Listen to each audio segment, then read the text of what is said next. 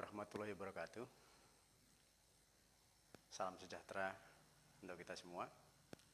Saya Gamin, Widya Iswara di Pusat Diklat SDM Lingkungan Hidup dan Kehutanan.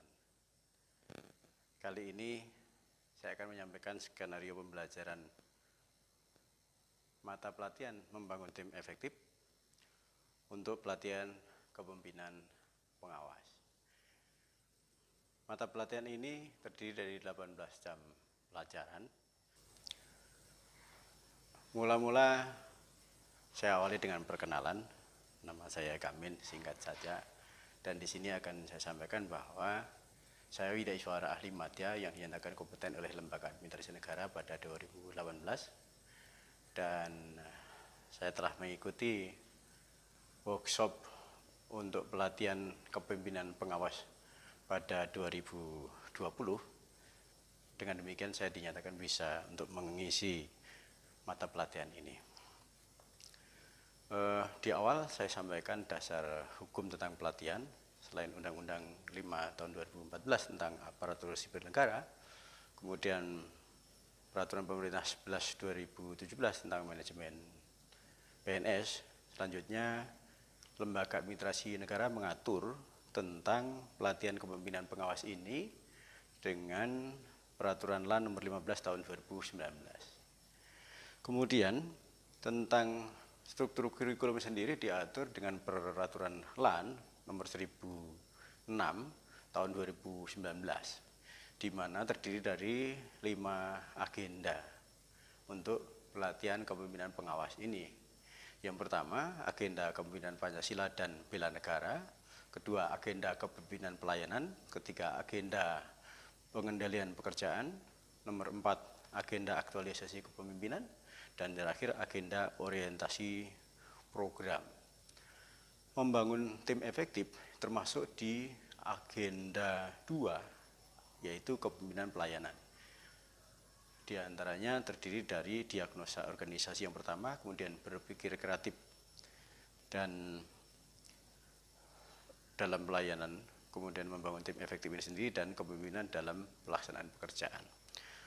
Membangun tim efektif ini bertujuan untuk mereview ceramah tim efektif dalam pelayanan, kemudian menjelaskan konsep tim efektif, kemudian peserta diharapkan bisa menguraikan karakteristik tim kerja yang efektif, dan terakhir peserta diharapkan dapat menumbuh kembangkan tim kerja yang efektif. Oleh karena itu pokok bahasanya terdiri dari 4 pula, yakni ceramah tim efektif dalam pelayanan yang akan disampaikan dalam 6 jam pelajaran, konsep tim efektif dalam 6 pelajaran, kemudian karakteristik tim kerja yang efektif 2 jam pelajaran, dan kemudian terakhir strategi membangun tim kerja yang efektif dalam 4 jam pelajaran. Yang pertama, tim efektif dalam pelayanan. Ini dalam 6 jam pelajaran, di mana di awal-awal diberikan pengantar oleh kami selaku Widya Iswara. Di situ mulai termasuk perkenalan, kedudukan mata pelajaran di dalam agenda pelatihan ini sendiri yang tadi disampaikan, dan kemudian metode penyampaian mata pelatihan ini. Yang kedua adalah ceramah tim efektif. Ini penceramahnya bisa berasal dari pemimpin pelayanan publik, baik dari sektor pemerintah maupun swasta. Bisa juga dari penulis modul. Dan dari sini kemudian peserta diarahkan untuk membuat catatan-catatan yang diarahkan pada pengantar tadi. Kemudian setelah selesai 3 jam pelajaran, dalam 2 jam berikutnya peserta diminta bekerja berkelompok, membuat catatan tentang ceramah yang berisi tentang esensi ceramah itu sendiri, kemudian analisis proses dan hasil ceramah, kemudian pembelajaran atau lesson learn, dan kemudian strategi penerapan pada dunia kerjanya nanti. Ini ditugaskan dalam kelompok dan kemudian dipresentasikan secara kelompok. Nah, pokok bahasanya kedua adalah konsep tim efektif itu sendiri, yang terdiri dari yang akan disampaikan dalam 6 pelajaran. Tapi ada beberapa tahap penyampaian. Yang pertama adalah dengan metode storytelling, yaitu dengan menyetel film pendek.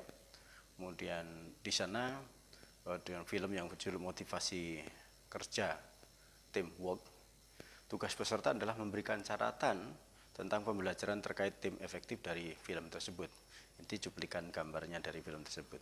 Di sini ada peran pemimpin, ada nanti anggota tim yang sebagai pendorong, yang anggota tim sebagai penumpang gelap, ada yang anggota tim yang sebagai kadang mungkin bisa menghancurkan tim, dan kemudian Widyaswara nantinya menguatkan tentang pentingnya sebuah tim yang efektif tersebut. Waktu yang digunakan 20 menit. Kemudian masih dalam konsep tim efektif, ceramah tim dengan bahan paparan. Jadi kami akan menyampaikan pengertian tim efektif sendiri secara teoritis, tahapan pembentukan tim efektif, komposisi tim efektif, peran kepemimpinan dalam membangun tim, kolaborasi tim sukses dan efektif. Waktunya 90 menit. Ini dengan ceramah.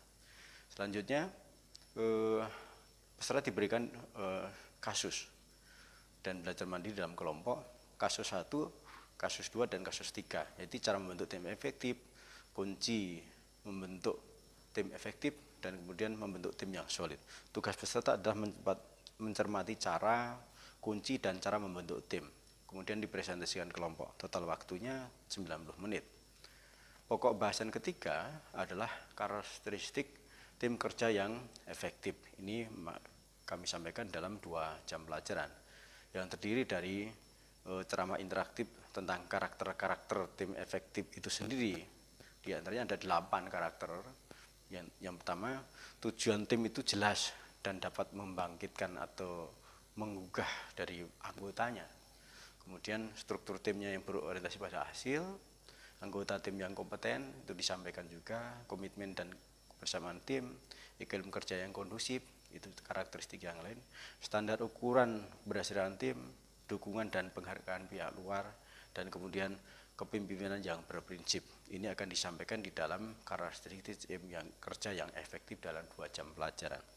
Kemudian pokok bahasan yang terakhir adalah strategi membangun tim kerja yang efektif. Ini 4 jam pelajaran, tapi ada 3 cara penyampaian. Yang pertama studi kasus, penyampaian materi, dan kemudian kembali ke kasus.